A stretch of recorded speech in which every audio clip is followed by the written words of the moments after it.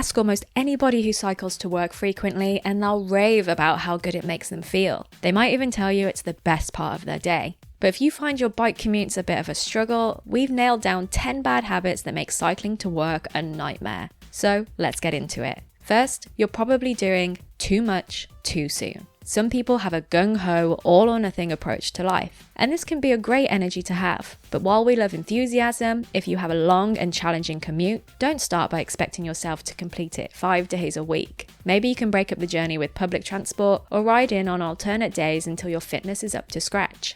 So, ease into it, otherwise it'll be hard to maintain. Speaking of maintenance, not maintaining your bike is another bad habit. It's boring, I know, but there's absolutely nothing worse than riding on a creaky bike with flat tires that is simply arduous to ride. Don't worry if you don't want to get your hands dirty or you just don't know what to do. Get your bike in for a service once every month or two and it will feel like you're riding a brand new bike. But even if you keep your bike well maintained, it can still feel arduous to ride if you're choosing routes for cars, not bikes. So, to start with, plot the least demanding route. Ideally, this would be the shortest route, but it's worth traveling a little bit further to avoid steep hills. After all, the best route for driving certainly isn't always the best route for cycling. A cruel hill for somebody new to cycling is particularly demoralizing. Equally, choosing a scenic route that takes a minute or two longer is definitely better than taking the traffic-laden way. But no matter which routes you take, even the most scenic, they can get tiresome if you're not resting.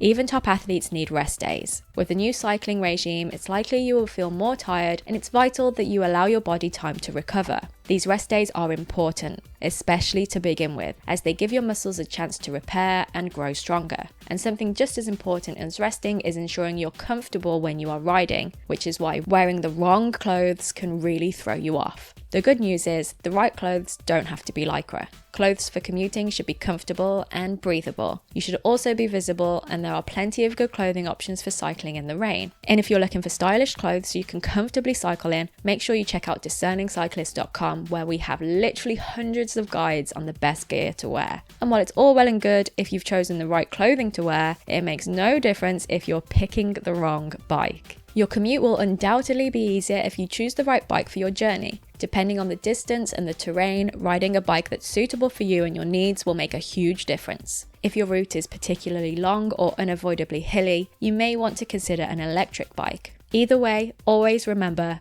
that it's not a race. So don't push it. But you can push the like button if you're enjoying this video. If you find you're sweating profusely on your ride, struggling to breathe and turning up for work looking like a tomato, the chances are you're overdoing it. There's no need. You just need to get to work, preferably in a state where you can function. And speaking of functioning, skipping meals is not the way to do it. What we put into our bodies has a direct bearing on our well-being and fitness. I'm not suggesting you go raw and have a joyless existence, but it's worth thinking about good nutrition for exercise. A healthy balance of protein-rich foods and a range of vegetables will help keep your energy levels up. Something to be equally aware of is dehydration. Taking in enough water is important. Even mild dehydration can be debilitating. Make sure you drink water before the ride and keep a bottle with you to top up if necessary. And finally, don't be a donkey. If you have a lot to carry, let your bike be the donkey, not you. Using pannier bags rather than a heavy backpack is a great way to reduce your load.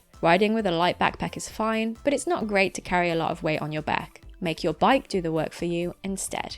For more cycling tips, please consider subscribing, and thank you for watching.